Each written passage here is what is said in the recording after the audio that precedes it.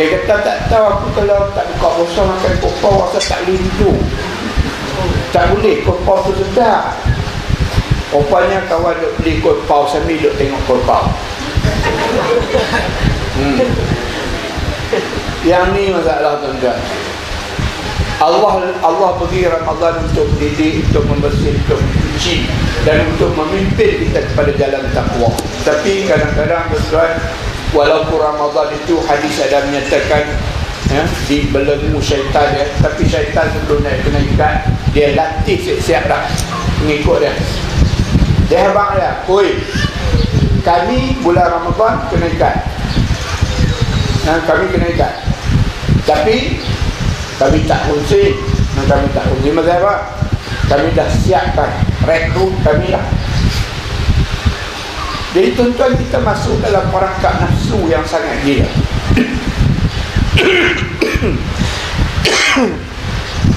Kita dah masuk dalam perangkap nafsu yang sangat ganas.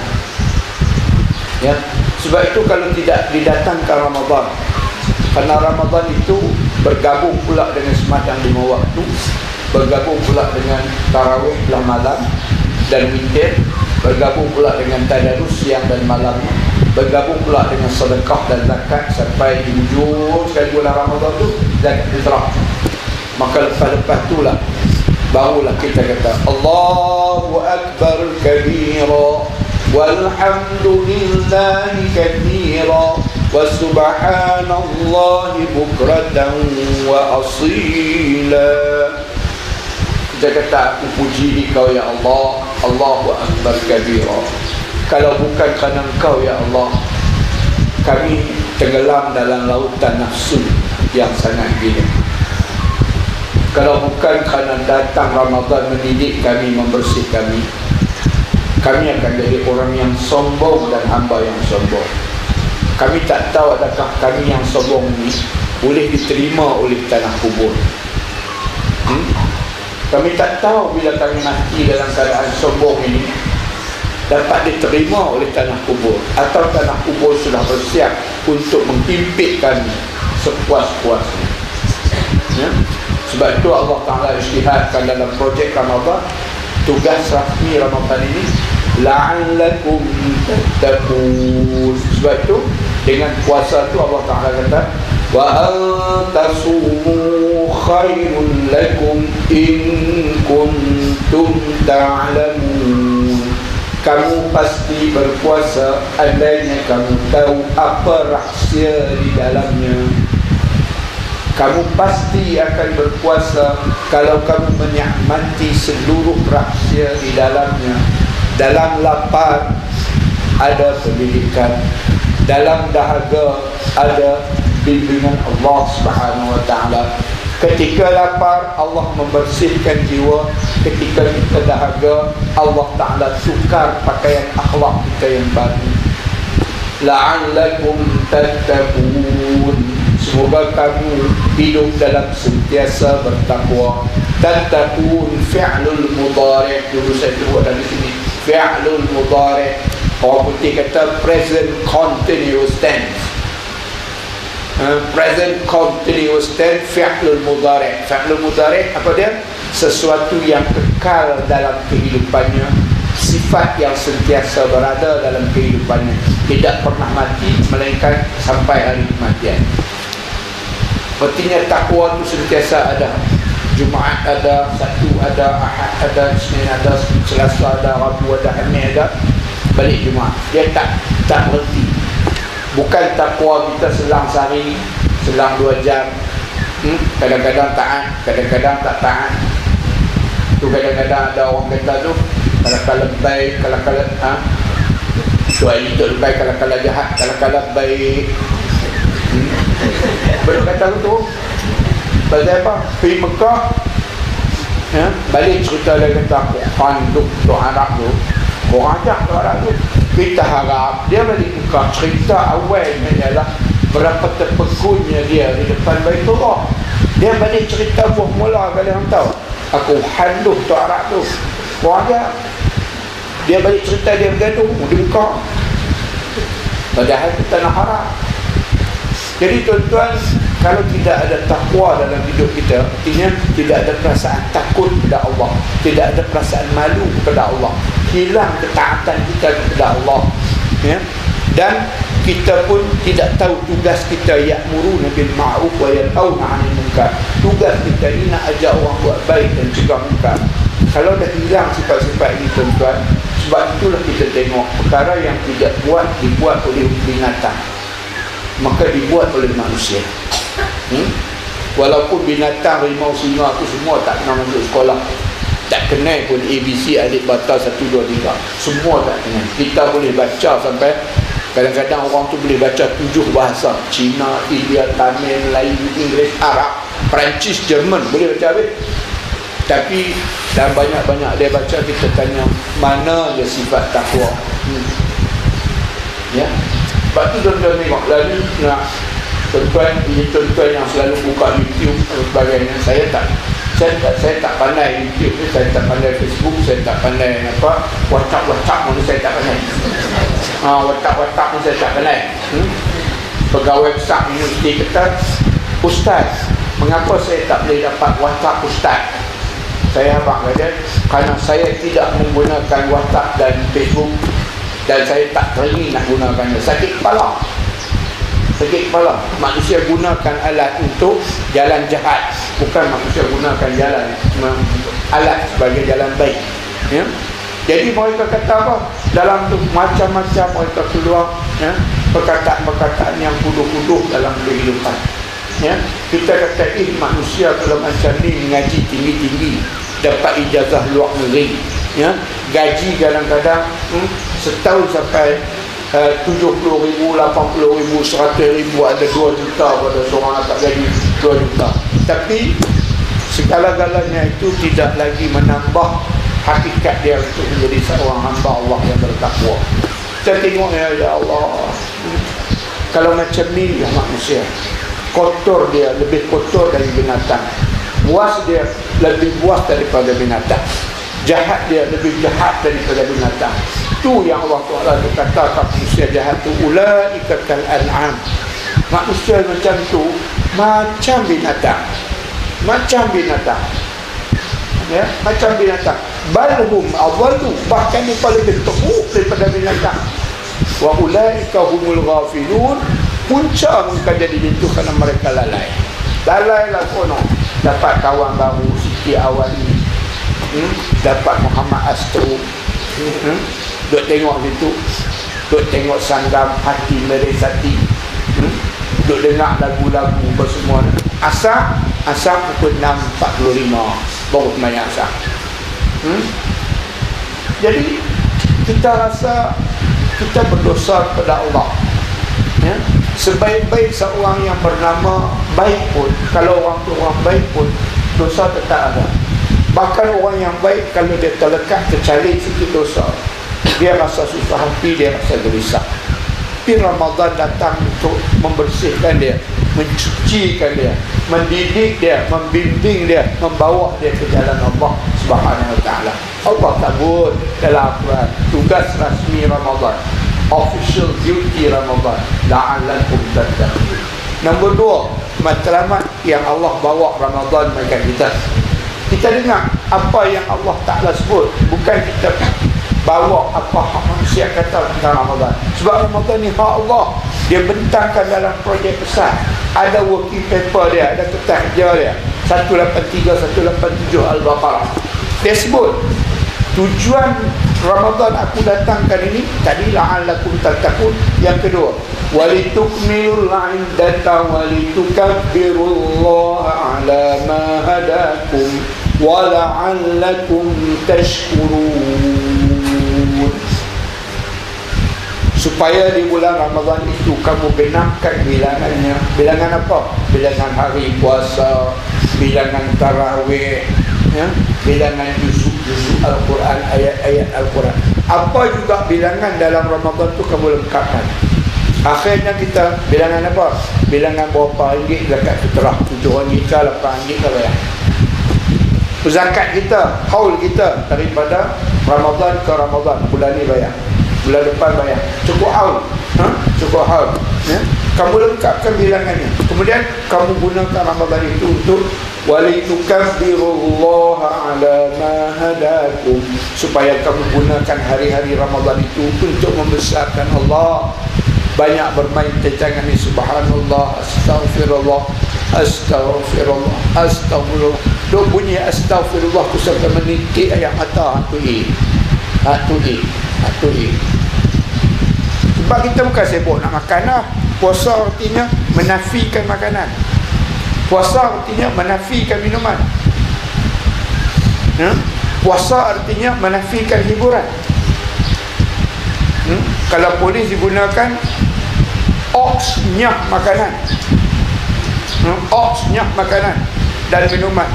Daripada buat operasi itu, operasi oks, pendatang haram. Tapi Ramadan tu menafikan makanan, tolak makanan. Allah Ta'ala bagi makan tapi pukul 7.30. Allah Ta'ala suruh makan tapi 4.30, 5.30. Kalau dia suruh kata puasa malam, relax tuan, puasa malam tuan. Dia kata song ambil pukul 8.30. Lepas tu puasa bermula daripada waktu masuk Isya sampai subuh. Tak ada masalah. Tak ada masalah. Tak ada masalah. Lena mungkin bukan masalah. Tak ada cabaran, tak ada orang kata apa, tak ada pendidikan, tak terasa. Bila kita nafikan makanan, kita lapar. Apa yang kita belajar ketika lapar? Ada orang miskin yang laparnya sepanjang tahun. Kita cuma lapar hanya beberapa jam. Ya? Pukul 7 tak lapar lagi pasal baru makan je. Yang kita lapar ni antara pukul 12 sampai pukul 6.30. Yang tu lapar tu sampai meleleh dulu. Ya? Pukul 10 tak lapar lagi. Pukul 10 tak lapar lagi. Takkan nak menepah belakang tu, tunggu dia tu, boleh lagi pukul 10. Tak nak. Jangan suruh pukul 3. Pukul 3 mata duduk begitu. Tak boleh. Dalam lapar tu kita belajar apa? Untuk bertanya pada diri sendiri. Ya? Ni lapar aku rasa ni, orang lain dah rasa sepanjang tahun. Ya?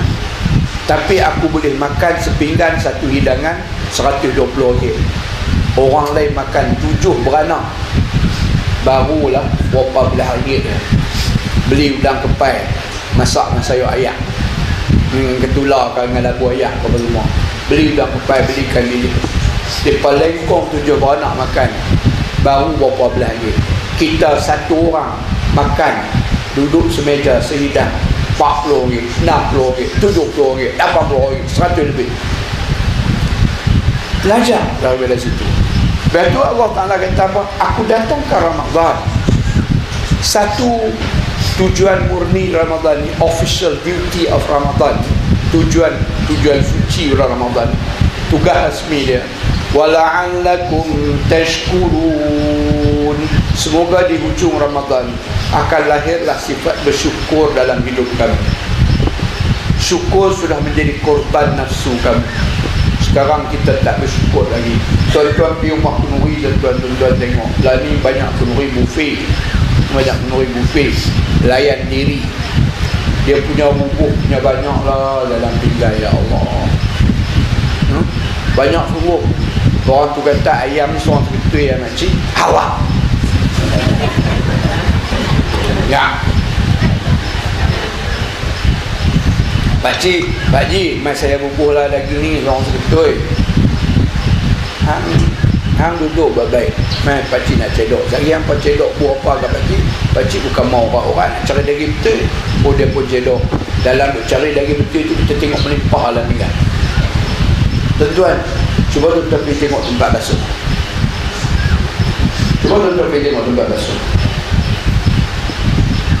Kadang-kadang satu paha ayam sentuh hutang duduk tempat basuh. Daging berketui-ketui, nasi kadang-kadang sebelah pinggan. Kamu tidak bersyukur dengan nikmat Allah Subhanahu Wa Taala. Hilang sifat syukur. Saya dah sebut kat tuan-tuan itu, kalau kita banyak sangat nikmat, kita tak tahu memberi nilai pada nikmat. Bombotan memang masak teh pokok tak bagi ke orang. Buah manggis masak atas pokok. Kalau orang main minta dia, abang kata cucu dia nak balik, cucu dia nak balik. Isteri baru mengandung nak makan buah nanam, dia cari rumah orang yang ada pokok nanam. Dia kata, ish, buah nanam ni nak tamu kat orang ni, dia pesan lah. Macam-macam dalih haram tak mau bagi tu. Akhirnya buah nanam tu buruk, dia perlu lah. Tu saya bagi contoh. Contoh lain tak kira lagi, pakaian 3 almari penuh sampai tak pakai. Sampai tak pakai. Anak orang miskin dah 3 lai pakaian, 4 lai setahun, bertukar basuh sampai nak apun. Kita 3 almari. Tuan-tuan tahu lah almari tu sak-sak mana? Tuan-tuan, 3 almari, seluar berpuluh-puluh lai, sampai tak pakai. Tak syukur nikmat Allah Subhanahu Wa Taala.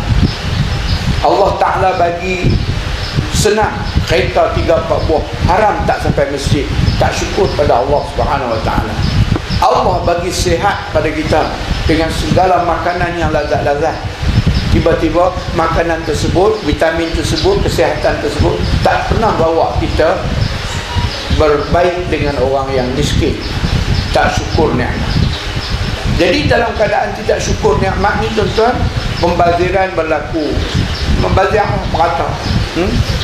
Pembaziran berlaku. Macam-macam jadi. Sebab tu, tuan-tuan, Allah Subhanahu Wa Taala didik kita dengan Ramadan ni. Allah Taala kata, wala'allakum tashkurun, supaya kamu kembali memiliki sifat bersyukur kepada Allah Subhanahu Wa Taala.